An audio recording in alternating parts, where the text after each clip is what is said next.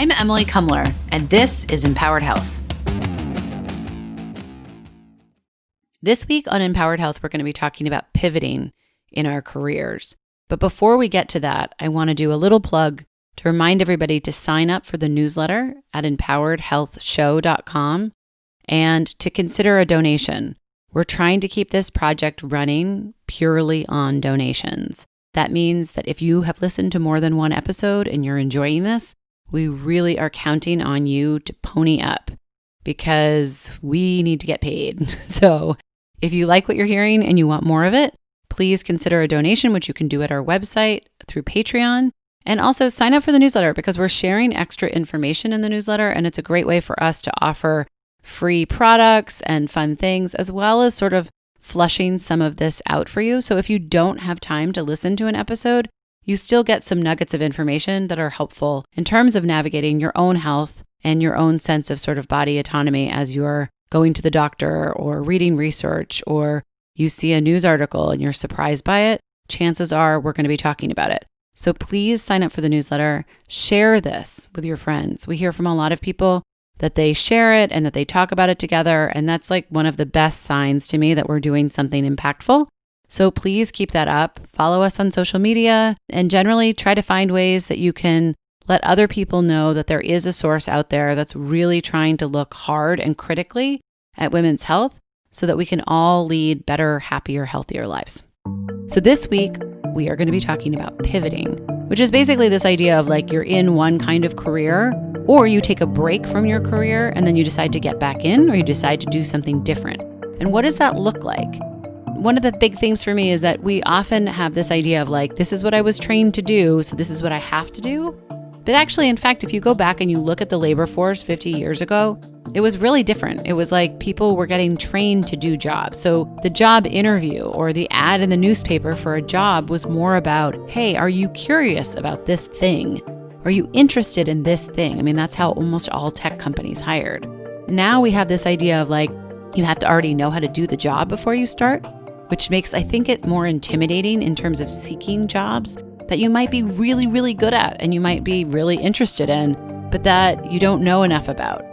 You know, this is important for a number of reasons. We're going to hear that women are sort of less confident about their ability to jump into a new position. And we're going to hear from an expert who's going to sort of talk to us about how you can reposition the skills that you have been acquiring over the past few years for the job that you really want to have. The big takeaway for me this episode is also about a sense of purpose. And I think, you know, as we all look towards this new year as a time to hone in on things that bring us joy, sense of purpose is actually super important to your health. So there's a couple of studies which we'll link to and we'll probably include in the newsletter this week that look at sense of purpose as a better predictor of death than smoking, drinking, or exercise. And these are associations, right? So we always say, like, take this, you know, for what it is. I think sense of purpose is probably very, very hard to measure. But that being said, there's another big study on this too, and it links a low sense of purpose to an increased risk of cardiovascular death, which we know is the leading cause of death for women. So there's a part of me that feels like, you know what? Sense of purpose is also sort of just a day-to-day happiness. I think if you feel like you're contributing to something in a meaningful way, then you feel connected to something bigger than yourself. That is so, so important to the sort of overall living your life kind of feeling.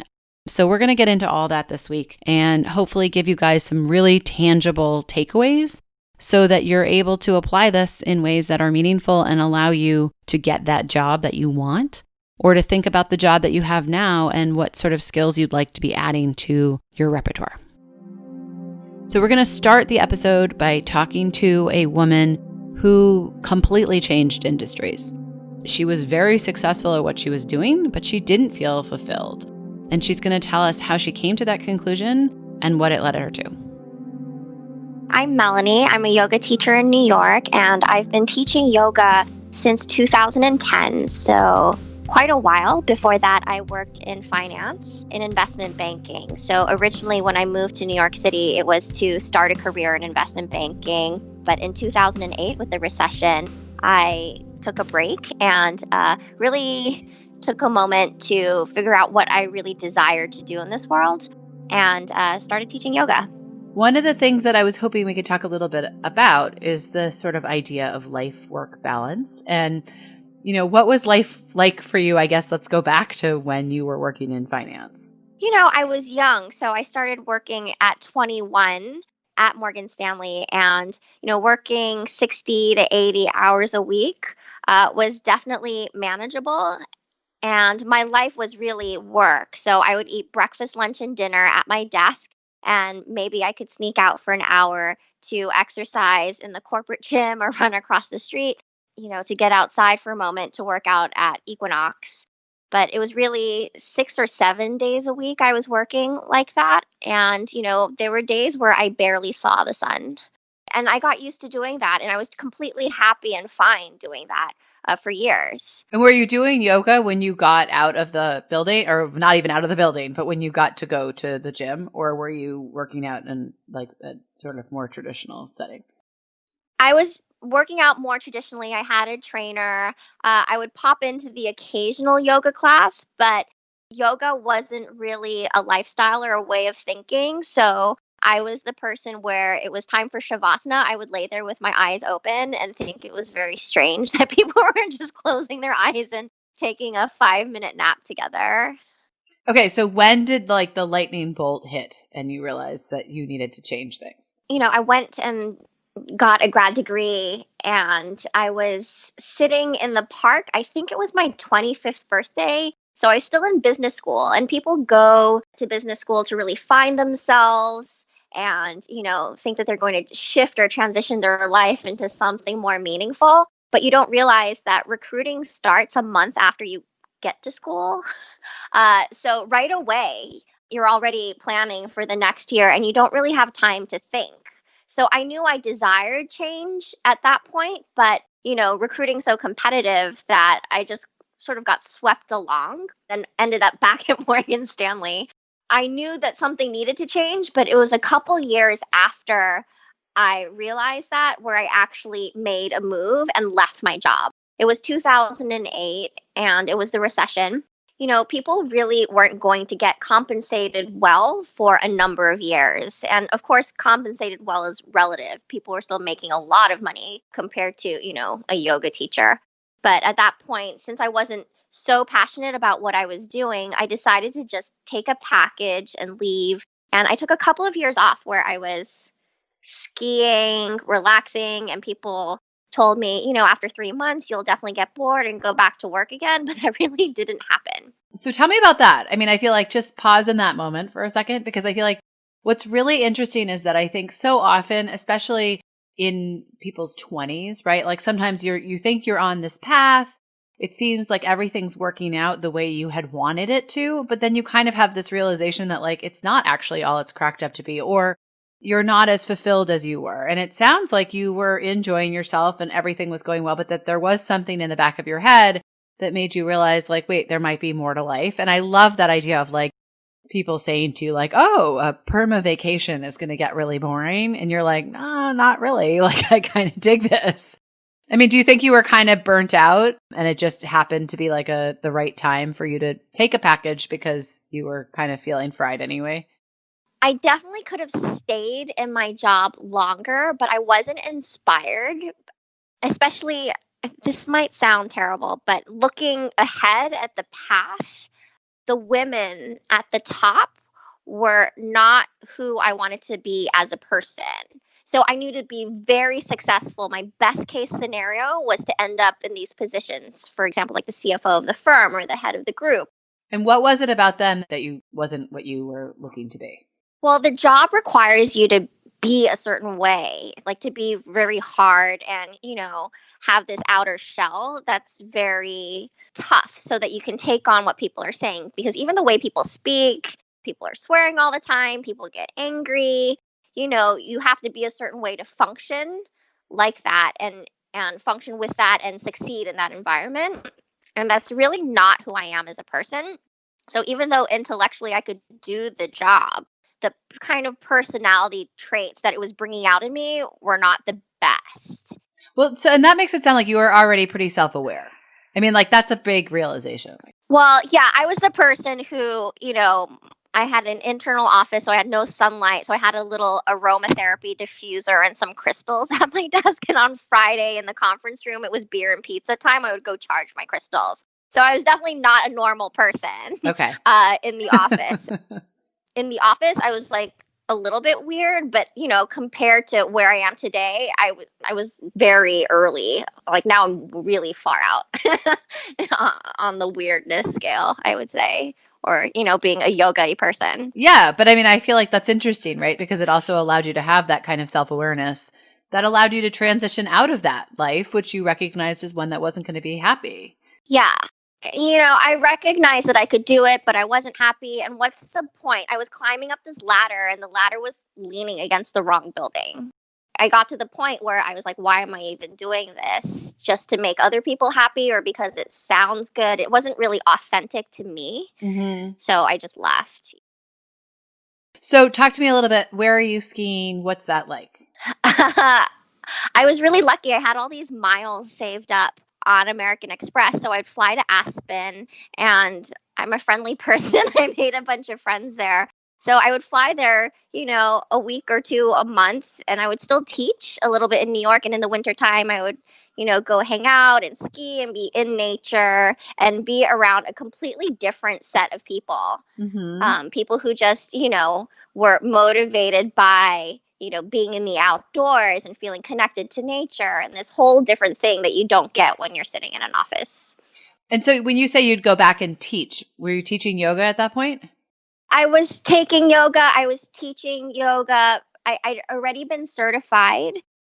Some time had gone by. This is, 2009, 2010. So I was certified at that point. So, but when you're first starting off, you're not teaching 20 classes a week because you have to slowly sort of work your way up the ladder and subclasses. And, that takes a while too. So before my yoga career had really launched, I had a whole bunch of extra time. Okay. And thankfully money saved up. Yeah. Yeah, no, that's great. And I mean, I feel like living in the city too is expensive and pretty opposite from connecting to nature. So like you're really kind of leading like two different lives at this stage, it seems like. There's a lot of people from New York who like to winter in Aspen. So I was still connected to people I used to work with at Morgan Stanley, but making a whole different set of friends. Yeah, okay. But you didn't decide to jump ship and just like move to Aspen or move someplace like out of the city. No, I mean, I'm a New Yorker at heart. I've lived here for 19 years at this point. So, it's nice to have the freedom to leave, but it's almost like when the plane flies in to LaGuardia or Kennedy, you can see the whole skyline and, then you feel in your heart that you definitely belong here, or I do at least. Now, that was about 10 years ago. So try to bring us up to the present and let us know how this has all evolved for you. I really went through the whole yoga teacher sort of path. First you're starting off and you're auditioning to teach classes and running around, working at different gyms, and you're getting paid by the hour, so you're trying to teach as much as possible and stacking maybe 3 classes a day or even 4 or 5 or 6 classes a day. So there's a lot of rushing around. It's great. It's exhausting. Not just physically exhausting running around, but also energetically exhausting because you're always speaking to large groups of people and moving around. But if you love what you do, then you're naturally fueled by the energy of the people around you. And you can walk into a room tired, but then you see everybody so eager to learn, and that gives you energy to show up for everybody else as well as yourself. And does that feel different than the finance work? Like, is there a way for you to compare those experiences for us? Another thing that I didn't mention before is that for my age, I just turned 40 last week. Happy birthday. Thank you. So for my age, I sound very young and I look very young. And it was very difficult for, a middle-aged white management person to take advice from me, even though it could be the same advice. It wasn't going to be received well. And for me to recognize that, I could fight it or be angry about it, or I could naturally shift to something where looking very youthful and sounding youthful is a positive and draws people to you. That sucks. I mean, I feel like that's not fair. And like, I do think, we all want to change that, because the other part of that we haven't really talked about is that there is a massive difference in the amount of money that you can make, right? And so making a shift like that isn't, you're valuing your quality of life, let's say, like, in your self-respect and all of these things over financial gain, which I think is huge, because obviously that has health benefits and long-term you're happier. But I think in the world we live in today, money is such a driver for people in terms of measuring success and self-worth and all of these things, that I would love to just sort of sit with that for a minute, because I think that's a really important lesson for all of us, especially anybody who's listening, who's sort of thinking about this kind of a change. And I think your self-awareness of the idea that you really you didn't feel like you were going to be valued for these sort of superficial things, not because of your intellect or something else, but that wasn't a fight you wanted to have, is how a lot of women feel. Just to take one step back, I would say definitely the average amount of money that you make, and even at the top, it's difficult to be a yoga billionaire the way you could be a hedge fund billionaire, but you can make a comfortable living teaching yoga. And I think I didn't recognize that at the very beginning. When you are running around and teaching classes and getting paid by the hour, it's difficult. But, I did go to business school, so I thought about different lines of revenue that I needed to create for myself. So the business aspect definitely came into my mind as I was thinking about my yoga career and something that was sustainable to me, because, there was a time of transition, but I do live comfortably now. I have, private clients, and I teach at events, and I teach online content. So there's many different ways, and even through Instagram, to bring revenue in. And I think the ultimate thing is that if you're creating value for people, no matter what you're doing, whether you're, like Marie Kondo, telling people how to organize their closet, whatever you choose to do, you can, and this is part of the yoga, you can, money is just energy. You can draw that in. If you are providing value for people in the world and people see that you're authentic and they connect with that, then no matter what you're doing, you can create value and draw in the money to support yourself. And so did you know that when you started? Did you feel like you had that sense of control or power or I guess self-confidence in a way that you were going to figure this out? I mean, I think having an MBA from a great school obviously sets you up in a way where you have that framework and you understand markets. I did not know. Yeah, okay. Yeah, I did not know.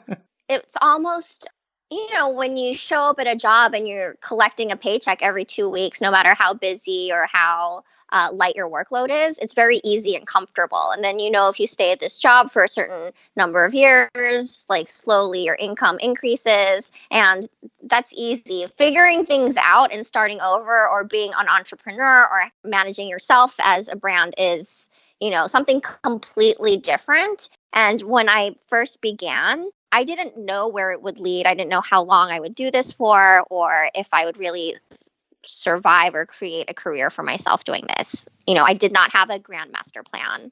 And people would ask me from school, oh, how are you going to dominate yoga? Are you going to start your own studio? It's the typical finance people questions. Business school. I was like, no, I just love doing what I do. I'm just teaching class. And then slowly over time, it grew and it built. And even doing the practice and living the yoga shifted my mindset to feeling more empowered for myself, where it's oh, I don't have to rely on a man. I can support myself and make money and, create a life for myself and own an apartment and renovate it and pay for everything and pay for my own food. And I don't need someone to take me on vacation. I can take myself on vacation. Everything that I desire to do in my life, I can provide for myself. But, you just have to figure out how. Next, we're going to talk to an expert on pivoting and on working moms and on women getting into positions in the government. She is a fantastic speaker. She's an author. And she's going to give us some really tangible advice that I applied immediately after talking to her. I'm Wendy Sachs, and I sort of call myself a modern multi-hyphenate. I'm an author, speaker, filmmaker, director, media guru. I've worn a lot of different hats. I'm a former Capitol Hill press secretary. I worked in television news for a long time. And now for the past 2.5 years, I have been directing and producing a feature documentary film called Surge about the record number of first-time female candidates who ran for office in the 2018 midterm elections. So we're so excited to have you here because I feel like you have done so many really awesome and interesting things, and we could probably talk to you in a number of different episodes. But we're going to try and focus this on this idea of sort of women pivoting in careers. Yeah. And this is something that I feel very strongly about personally because I feel like as a journalist, people sort of get what you do as a reporter, right? But then I've launched a couple of startup businesses and I've left journalism for years to do those things and then kind of miss journalism and come back. Friends of mine would always sort of say like, when you're at a party, you should like introduce yourself as like the CEO of this company. And I'm like, but I always introduce myself as I used to be a reporter because I think it's like in my DNA. And they're like, that's not like your most successful position. And I'm like, I don't care. It's like, it's in my blood.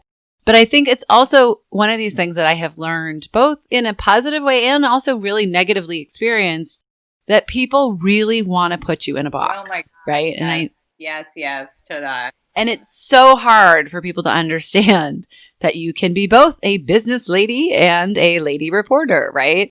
So I'd love to just sort of hear from you. I feel like going from Capitol Hill to the media is not like a crazy pivot, right. But then to go sort of back and forth between business and journalism is something that I think a lot of people don't understand how difficult that is to do in terms of like maintaining conflict of interest, but also just sort of I think the skill set is probably quite similar, but the public perception is not. Everything you're saying, I completely relate to, especially the putting you in a box. People really want to see, like, what are you? And you go to a party and people say, so what do you do? And sort of depending on the moment and depending on the audience, I might actually change what it is that I'm doing or who I am, which can feel sort of inauthentic and strange and like some sort of like imposter syndrome situation. But, it is hard. So I have pivoted so many times in my career and I know that's what you want to talk about in the book that I wrote a couple of years ago. It's called Fearless and Free, How Smart Women Pivot and Relaunch Their Careers. And the impetus for writing that book was that I had gotten fired. I'd been fired a few times and I was really panicking really about what I was going to do next. I was, over 40 and I had always been in media industries or marketing. I never called myself a marketer, but that's sort of that is actually what now so many of the things that I do actually fits into, and that's where jobs are, but I'm not a marketer and I didn't go to school for marketing. I went to school for journalism, and yet the language has even changed. So I was trying to like adopt to this new language. But, the impetus for writing this book was my own personal journey of getting fired and then scrambling to find a new job and realizing that everyone I was interviewing with was, they were in preschool when I was in college and that I was so overqualified for all of these jobs because I'd had this breadth of experience and yet they were hiring for like a social media manager, and right, I couldn't get that job because I didn't have direct social media manager experience. And yet I had done all of these other things and won awards and, had this like incredible resume, or I thought was so incredible and impressive, but yet no one could figure out what to do with all of that and with me. And I realized I needed to connect the dots for people. I needed to come up with my through line of my story and simplify it and crystallize it for someone so I could fit into that box in their mind. Okay, so tell me about that process. Like what kinds of questions did you ask yourself in order to figure out what your, one-line story is? Well, it started with, why am I not getting jobs that I'm overqualified for? It really started with this sort of big existential question of how can it possibly be that I am so overqualified for these jobs, and I clearly have the skill set. But what I realized was that I was interviewing with people, and this is not to diminish the talent or the skills or the qualifications of people who, are millennials or a lot younger than I am. And, they can obviously do their job, but they weren't able to sort of jump into my own brain and figure out all these skills that I have. They knew that they were hiring for something specific, and therefore they were looking for, bullet points. Do you have 3 to 5 years experience in this one, position, or 2 years experience even at this point, since, people are going through their jobs so quickly. So I had to really think about, well, what is it that I do, right? So like what you were saying before, you're an entrepreneur, you're a businesswoman, you're a CEO, but really at the heart of it all, you're a journalist. So when I really look back to what I've done over my career, from Capitol Hill to television news to working at startups, but on the content editorial side, to PR, I worked in PR for many years. Really what I am is a storyteller. So if I could talk about being a storyteller, which is also language today, which is sort of the acceptable vernacular, this is what people are calling themselves. Back when I was coming through the ranks, we said we were writers or reporters or journalists, and now everyone's a storyteller. So when I sort of redefined my own skills and almost modernized it to, what people can then say, oh, yeah, we're really looking for a chief storyteller. That's what we need right now. And I said, so I'm a storyteller, and my sweet spot is really the intersection of women's issues and politics and, whatever else I was talking about at the moment, but sort of this intersection of messaging and storytelling with a real expertise on women's issues. Then it was sort of resonating with people.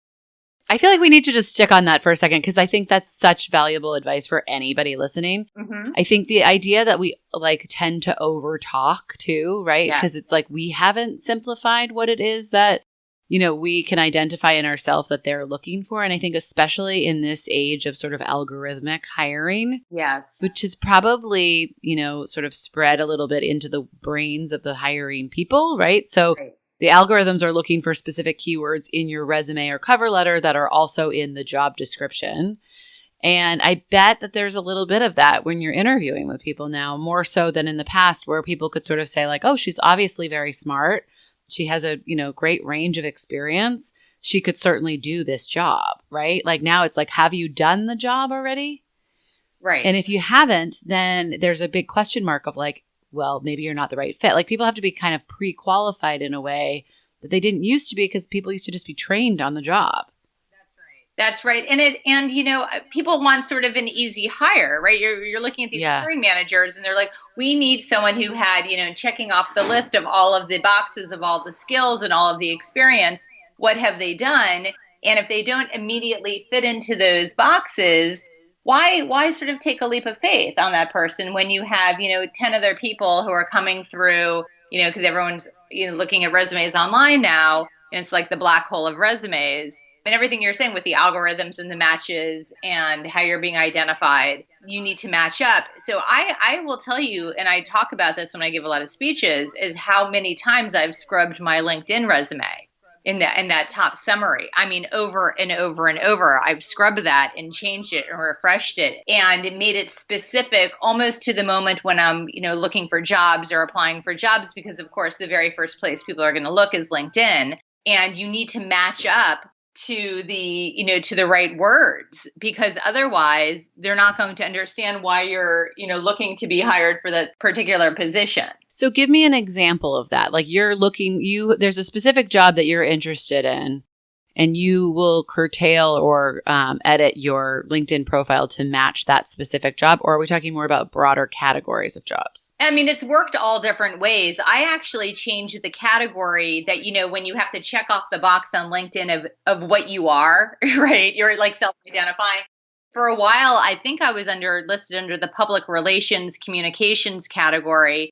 Then I switched it to the marketing category, because while I still think of myself as really just like sort of a media communications guru, like really an expert in messaging, and I can pitch the hell out of any story. I'm like the greatest sort of pitcher ever, because I can come up with a really interesting angle. but I wasn't looking for a job in PR again or going to a PR agency. Really, all of these jobs that I was looking for were coming under the umbrella of a marketing category. That's where I wanted to match up. My other sort of little, trick that I've had, my sort of LinkedIn hack, is if you are really exploring getting hired at, X company, right? Or, X couple of companies, and you start looking to see those people who have those jobs that you really want, look at their LinkedIn profiles, look at the language they're using in their summaries, and try to match up with what they're calling themselves. Now, obviously, you want to do this. You're not doing this in a way where you're lying, right? Where you're Right. creating this sort of false, avatar, or persona.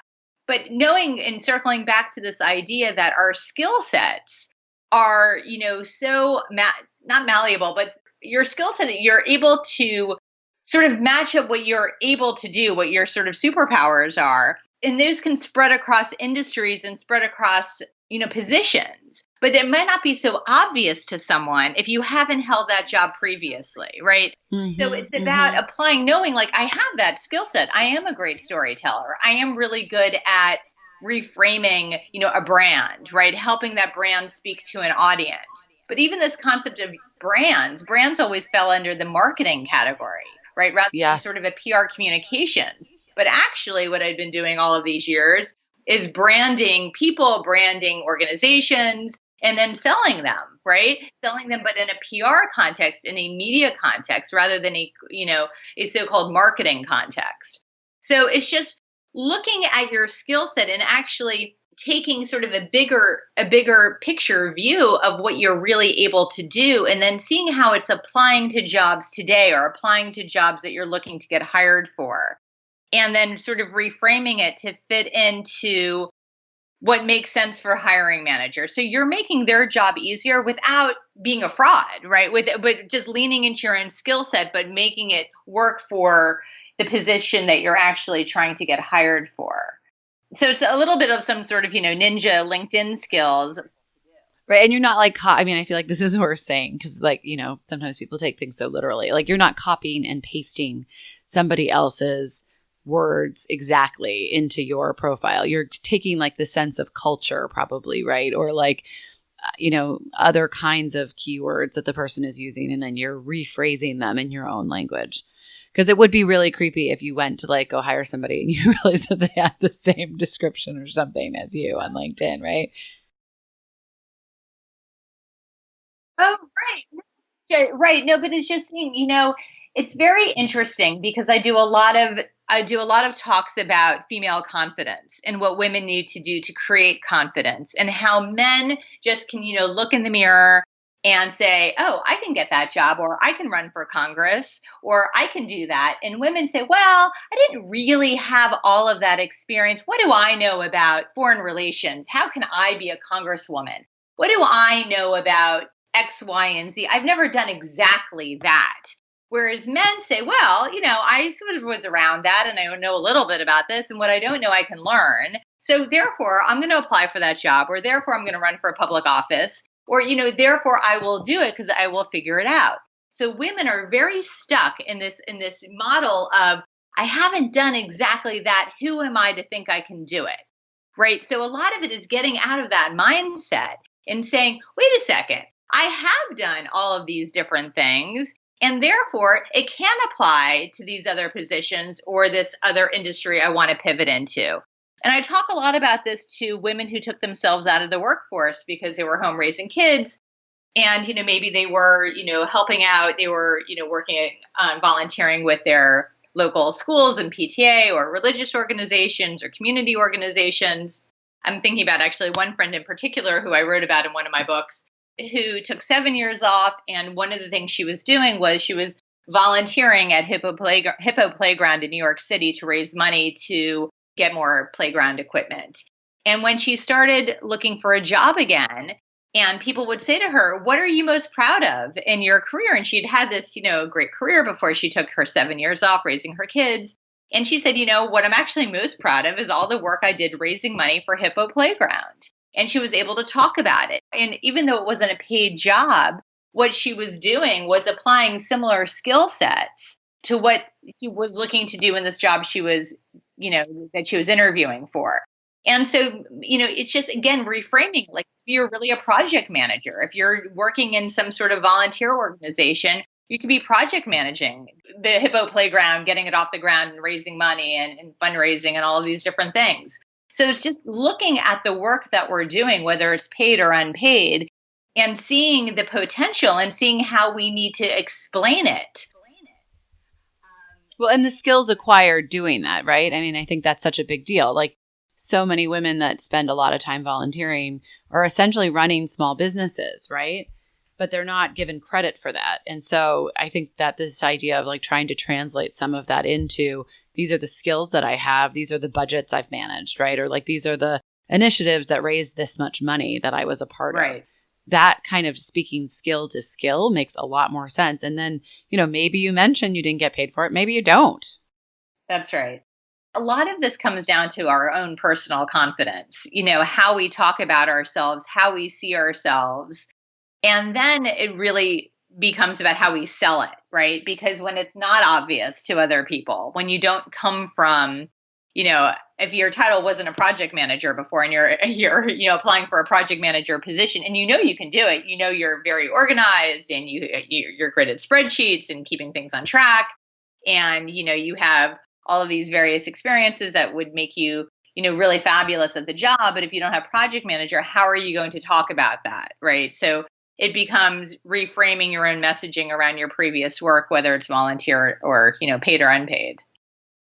We did an episode on working moms, and one of the pieces of advice that Catherine Goldstein, who is a journalist who's written a lot on working moms and done some really interesting research on it, said to us was that when you go into a job interview, if you are at this stage of life where you have been at home with your kids and doing, maybe lots of volunteer work or different things, like do not actually mention that, because statistically women are discriminated against on the basis of having been stay-at-home moms or like being moms in general, it sounds like. And I remember saying to her, like, that's so hard because, and I think it was hard. I asked her that as a very direct question, like, do you not say that you're a mom or do you say that you're a mom?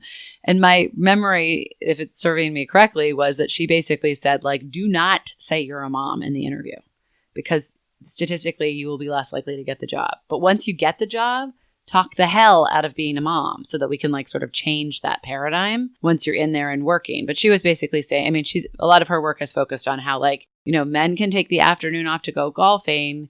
But if a woman, cuts out early to go pick her kids up or go to a school play or something like that, it's viewed very differently. Right. Well, I mean, I would definitely push back on some of that. It's very hard. It's the elephant in the room if you've taken a big chunk of time out of the workforce and you don't mention it. Right. I think what's important is to talk about your previous jobs and how they apply to what you're gunning for right then. Like, this is what I did when I worked at X company, and this is what I can be doing for you too. And to be really knowledgeable on what that company's been doing and to be able to talk about recent developments or press, what you've read in the press or new hires or new products or whatever may be happening, right? And how you can apply it. But I would also argue that it is helpful if you can weave in what you've been doing since your last job, especially if it was a long time ago, and how that relates to how you can help them in this company, in this position now. To not shy away from it, because then it's like, oh, well, she hasn't worked in such a long time. Maybe she's not, in the languages, maybe she's not a great culture fit, right? Especially right. if you have young children. So you want to just take that head on. I don't think shying away, I mean, you're not going to be talking about, your childcare issues if you come to work, but I don't think that there's any problem with addressing, that this is what you've been doing since you last left your last, paid job. Especially, you just need to make it sort of apply in some way. If it doesn't apply, don't talk about it. Right. I think that's good advice. I also think, my big thing is always, since I have 2 kids and I feel like there's nothing that has made me more efficient, right? And organized and like determined and like all of these things than like having to be responsible for 2 humans. Right. So like, I think in some ways you acquire incredible skills being a mom, right?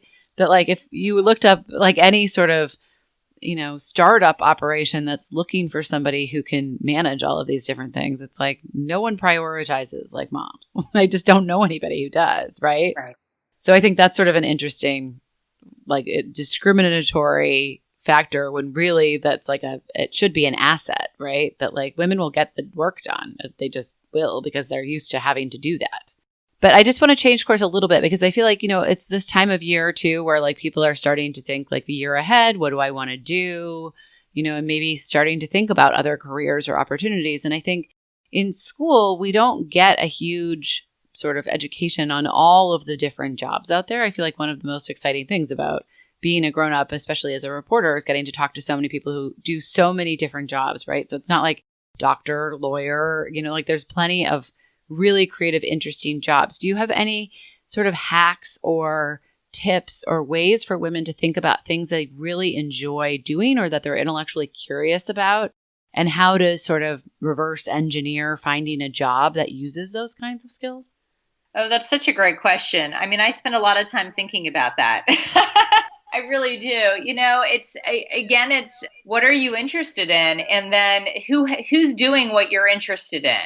How do you get there? So is it then reaching out to people in that field or showing up at some of these mixers or some of these events and you can meet some of these people doing the interesting work that you want to be doing? Can you shadow them? Can you intern for someone? I do tell people that most people don't have time to meet for coffee. Like that whole coffee date thing is just really, really hard to get. But sometimes just reaching out with like a short email to someone and saying, what you're doing is really interesting to me. Do you have 10 minutes to get on a phone call with me? I want to hear more about it and how you got to where you are. Those can be helpful. But I'm finding that I'm part of a women's list network, literally called The List. And it's a real mashup of women in media and technology, startups and politics and art and film and all these, it's a real cross-pollination of so many really interesting women and people who are doing philanthropy and like really saving the world. It's incredible. And through this network, my eyes have opened to so many interesting jobs and companies that people are starting up and all of these like opportunities that have really opened my eyes. And I really, I feel very fortunate to be part of this network. I would encourage other women to join networks. There are places like it's not just the Wing, which is a co-working space for women, but the Riveters opening up around the country. There's like a whole bunch of different locations, and Amy Nelson's the CEO and founder, and she's tremendous. And I encourage everyone to follow her online. She's, her Instagram stories are incredible and super inspiring. But there's all these great spaces now where women can join or show up, or even if you don't join membership, you can go to events where you can then surround yourself with other women who are doing extraordinary things that can really help open your eyes to what's out there. Yeah, I'm a member at the Wing, and I feel like it is really profound how much networking happens there. Like, it's not bullshit, right? I mean, like, people are really saying, like, what do you do? How can I help? Like, let's work together on this. In a way that I've never been involved in anything like that. I mean, I went to Smith College undergrad. You'd think it would be like that, but in many ways it wasn't. I mean, it is, there's Smith has a wonderful network, and I went to Northwestern for grad school. So you and I are probably both in that same network. Yeah. Which is also wonderful and like can be very helpful. But it's a lot of, I think networking is always the onus is on you, right? But there is something about being in these all female spaces that aren't so large that feels really, really effective. Yeah, I think that, and I'm probably a lot older than you are, but it was not a thing for women to be helping women. I've always worked in female, largely female industries, media and journalism and all of that. I was even dabbled in advertising for a little bit. There's a lot of women in these jobs, but it never felt like women were trying to lift women along with them. I had a lot of female bosses. No one was raising me along with them. I don't think it was like in an aggressive catfight situation where we were like clawing our way to the top and fighting other women, but it did feel like there was a smaller piece of the pie and it didn't belong to all of us. And there was like sort of a precious little piece at the top, and women weren't saying, I'm going to mentor you and I'm going to support you and I'm going to lift you up with me. That just was not part of the energy of the Gen X generation at all. And I really credit millennials for changing the conversation. So now older women too, this whole sponsorship and mentorship and, let's help each other out. I mean, I've had amazing conversations. I had Katie Couric, who is an advisor on my film and has helped support my film Surge. She had a phone call with me. I was sitting in a parking lot having this phone call with her, pitching her on my film. And she said to me, what can I do to help you? And I literally wanted to cry. I was like, Katie Couric is asking me how she can help me. It was the most profound, beautiful, extraordinary moment for me of my career. Thinking, wow, this is unbelievable. Yeah. And it's not lip service, It's right? not lip service. And I think that there's a new ethos among the sisterhood that we really need to help each other. And when you have someone like a Katie who has had this extraordinary career and, she is so admired, and to, be able to say to me, how can I help you? What's your ask? That's a really interesting place we're in now too, where there's this whole ask and give mentality, and networks that are actually codifying the ask and the give. How do you ask for something? And women can be very squeamish asking, right? We don't like to ask for help. I'm very okay with asking for help, by the way. Good for you. I mean, I think that's great. I'm terrible at asking for help. And I think it's something that I'm really trying to work on because it's interesting. I'm much more comfortable asking men for help professionally than I am women, because I feel like I've had a number of experiences where people have sort of not that directly as, Katie Couric said to you, which would be a dream moment, but sort of said oh, I'd really kind of acted like they wanted to be invested in some way in helping. And then when I did ask, or when I tried to make some overture about needing help, right, I felt like it was repugnant to them. Do you know what I mean? And that experience really turned me off. Whereas with men, I've always felt like you can just be very straightforward. I want that job, right? I want that account. I want this story. Can I, I want to talk to you about your life. Let's get into it, right? Whereas I've always felt like it's just a more delicate dance with women. And there are plenty of women who would prefer to be the only woman at the table with a bunch of men. And it's hard to know that before you approach them. I totally know what you're talking about. And there's so much to unpack and all of those things that you just said. And as fabulous as it has been for people to say, how can I help you? And for women to be saying that to me, men are not saying to me, how can I help you? It's become a female thing. There is so much disappointment at the same time. So let me be clear. It is not all rainbows and unicorns when it comes to the sisterhood and helping and all of that too. And there is some lip service. And when I really do ask, it's, it doesn't always work out. let's put it that way. And yeah, there still is definitely, I feel like there's some, within certain people and certain groups, there's still, can be a very competitive feeling. I try not to surround myself with that though. I really try to not be around those toxic people who feel like they're competing with you, or they don't want to help you, or it is just, empty lip service. I've become pretty strategic in who I talk to. And you also just know right away whether it's for real or not. This process of making a film has been the hardest thing I've ever done in my entire career. And it's been and I've never made a film before, and I've never raised money for a film before, and I've never directed a film before. And yet I'm the co-director and have, a full-length feature film. Yay! That's so exciting. Yay. But it's, it's been a really, really tough journey. I think that one of the other things, and this is digressing for a second, but about the honesty and transparency that we have with one another, it's really important to keep it real. And, you can look through, when you look through the lens of social media, and you can see all these women or people out there, it doesn't have to just be women, people doing great things. And you wonder, well, how did that happen? Why is that not happening for me? Maybe I'm not good enough. Maybe I'm not smart enough. Maybe I'm not capable enough. And you don't really see the journey, how challenging some of these things are, because people are only showing their highlight reel on social media. But it's really important to have those honest conversations to let people know, like, it is really hard. It's hard to pivot in your career. It's hard to make a big change. It's hard to feel vulnerable and go out there. But to have to be able to talk to people who say, no, I know, I've been there and this is what I did. And this is how it can suck. And this is how it can be great, and this is my experience.